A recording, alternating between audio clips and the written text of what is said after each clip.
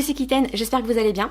Ça y est, on est en décembre et c'est la période que je préfère dans l'année pour plusieurs raisons. Parce que déjà c'est les fêtes de fin d'année, parce que dehors il fait froid, moi j'aime bien quand il fait froid. Et donc on reste à la maison et on s'entoure de nos proches, de ceux qu'on aime et on passe du temps avec eux. Ça fait un peu gnangnan, mais c'est vraiment pour moi l'objet des fêtes de fin d'année. Donc pour beaucoup de personnes c'est la préparation des fêtes de Noël. Noël à la base c'est une fête chrétienne, mais je pense pas qu'on ait forcément besoin d'être chrétien, pratiquant, croyant ou quoi que ce soit. Il n'y a pas besoin d'appartenir à une confession religieuse en particulier pour avoir cet esprit de Noël. Quand je parle d'esprit de Noël, je parle de générosité, de partage, d'amour, de joie de se retrouver. Donc je pense que c'est vraiment à la portée de tous et ça fait du bien. Surtout après l'année qu'on est en train de vivre, celle qui est passée là. Une année de merde, je pense qu'on peut le dire. Alors oui, ça va dépendre des cas de tout le monde, de ceux qu'on respectait ou pas, mais on a quand même passé presque 6 mois confinés. C'est lourd, c'est comme si on avait presque gâché une année. Enfin voilà, on a continué de vivre et de travailler et de faire des choses, enfin ceux qui ont pu. Mais voilà, c'était pas facile. Donc je pense que ces festivités de fin d'année, tout le monde en a besoin et ça va nous permettre de nous dire, allez, ça va aller mieux après. Chaque année, j'ai ma tradition, c'est le sapin de Noël. J'aime beaucoup passer du temps à le décorer. Il y en a beaucoup qui aiment le décorer chaque année avec un thème différent. Moi j'ai pas de thème parce que je trouve que c'est un investissement en fait de décoration qu'on va pas forcément réutiliser les années d'après parce qu'on va changer de thème. Donc voilà, moi je pars plutôt sur des couleurs, mais je vais les réutiliser une année sur deux.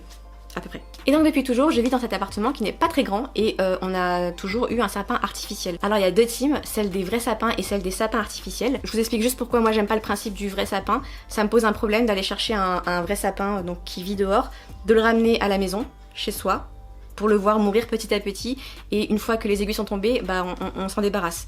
Voilà. Mais c'est que ma vision des choses. Après, il y a plusieurs avantages d'avoir un vrai sapin. Si on n'a pas de garage, on n'a pas de grenier, on n'a pas de place pour le stocker après les fêtes, on s'en débarrasse et voilà, fini. Deuxième argument, on peut changer chaque année de style de sapin. Et je pense que ce qui est le meilleur, ça doit être l'odeur du sapin, que je ne connais pas parce que j'en ai jamais eu. Mais il y a d'autres avantages à avoir un vrai sapin parce que le premier, c'est un investissement sur le long terme parce qu'en général, un sapin artificiel, on va le garder 5 ans voire plus, selon son état. Les branches, on peut les arranger comme on veut et ça peut surtout soutenir des décorations un peu plus lourdes. Et je le sais parce que j'ai des décorations qui pèsent un petit peu et j'aurais trop peur de les accrocher sur un vrai sapin pour le voir se pencher ou pour voir les aiguilles tomber. Ce serait dommage. Et donc je disais, on peut le garder pendant de longues années, mais on peut surtout le garder pendant une longue période sur les fêtes. Je m'explique. On peut l'installer en novembre, en décembre, peu importe, il va avoir la même tronche du début à la fin. Alors qu'un vrai sapin, petit à petit, il va perdre ses aiguilles et puis quand il est mort, c'est fini, il faut s'en débarrasser. Moi, je suis une forceuse, je n'enlève jamais le sapin avant le nouvel an. Le nouvel an vietnamien, c'est vers février. Donc en fait avec un vrai sapin je peux me gratter pour garder la déco aussi longtemps. Voilà, donc pour toutes ces raisons, moi je pense que je ne prendrai jamais de vrais sapins. Les sapins artificiels, il y en a vraiment pour tous les budgets. Les plus beaux et les plus réalistes, ils sont entre 200 et 500 €, somme que je ne mettrai pas dans un sapin parce que je n'en ai pas les moyens.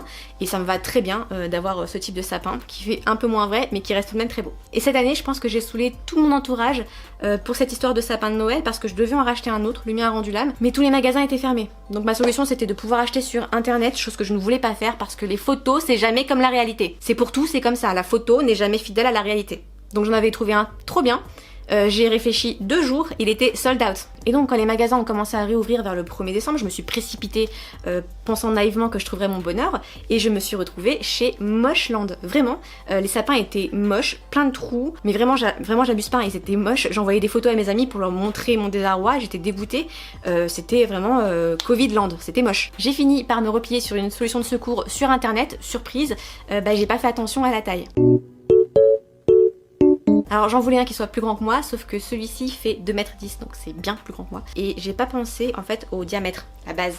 Ce qui fait que, comme je vous disais tout à l'heure, l'appartement n'est pas très grand et j'ai pas de place pour le mettre dans un endroit qui gênera pas. En fait j'ai 2 fenêtres, mais les balcons, j'ai besoin d'avoir accès, donc je peux pas le mettre là. J'ai pas de coin parce que dans cette maison, tous les coins sont occupés, tous les murs sont recouverts par quelque chose, donc je suis obligée de le mettre ici en plein milieu du salon, mais ça laisse pas beaucoup de place pour passer, parce que j'ai pas pensé au diamètre à la base du sapin. C'est pas grave, ça m'empêchera pas de le décorer. Il m'a coûté quelque chose comme 80 €, donc je pense qu'en termes d'investissement, sur le long terme, on est bon. Normalement, à la base du sapin, en bas, beaucoup mettent ce qu'on appelle une jupe de sapin. Je trouve ça joli, mais moi j'en mets pas parce que j'ai pas besoin de le cacher, vu que ce sont les cadeaux qui vont recouvrir ça. Alors attention, je rappelle que quand il y a des enfants, le Père Noël ne passe pas avant le 24 décembre au soir, donc il n'y a pas de cadeau au pied du sapin. Moi ici, il n'y a pas d'enfants, donc il passe bien avant, il prend de l'avance pour être disponible pour les enfants au 24, pour les enfants sages. En tout cas, c'est ce que je dis aux enfants quand ils me posent la question de pourquoi il y a des cadeaux au pied de ton sapin. Pour commencer la décoration, il faut d'abord mettre la lumière. Bon, en vrai, mon sapin étant plus grand prévu, j'ai pas assez de guirlandes, mais on fera avec. Donc comme je le disais, en fait, j'ai pas de thème, mais je pars sur des couleurs qui, je pense, vont bien ensemble. Donc doré, marron, rouge, blanc, voire transparent.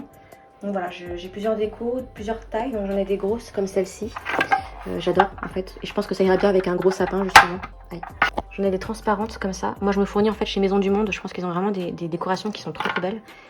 Celles-ci, les grosses là, je les ai achetées chez Costco. Des pommes de pin.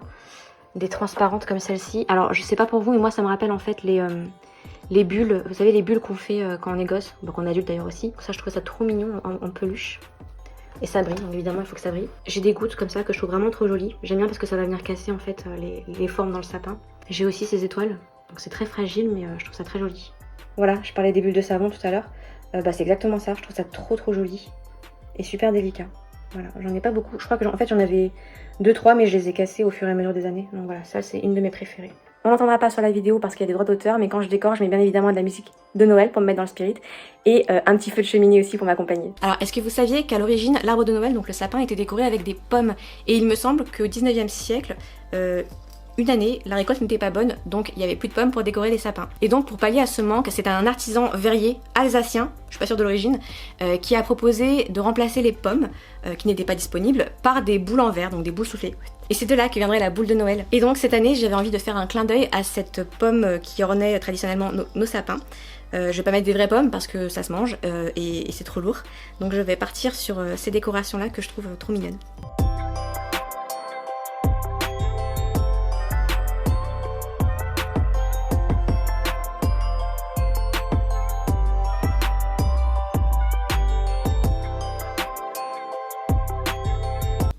Je viens de faire une erreur de débutant, j'ai commencé à mettre les grosses boules et j'ai oublié qu'il fallait commencer d'abord par les guirlandes. Donc si vous faites votre sapin, d'abord c'est les lumières, ensuite c'est les guirlandes et ensuite c'est les boules.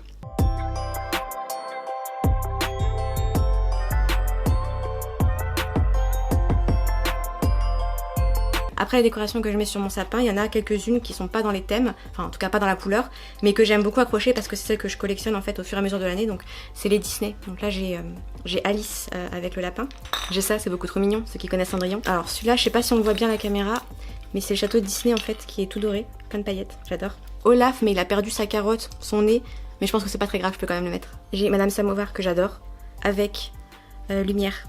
Ils vont trop bien ensemble. Je crois que j'ai terminé de décorer mon sapin. En tout cas, je pense qu'il y a assez de décoration. Et la touche finale, parce qu'un sapin n'est pas terminé sans le sommet. Donc j'ai celle-ci que je mets presque tous les ans. C'est la classique et puis elle reste dans les mêmes couleurs. Et sinon, étant fan de Disney, j'ai aussi acheté celle-ci que je trouve trop belle. C'est Clochette. En plus, elle a une robe rouge. Donc je sais pas. Je vais tester les deux et on verra laquelle est mieux.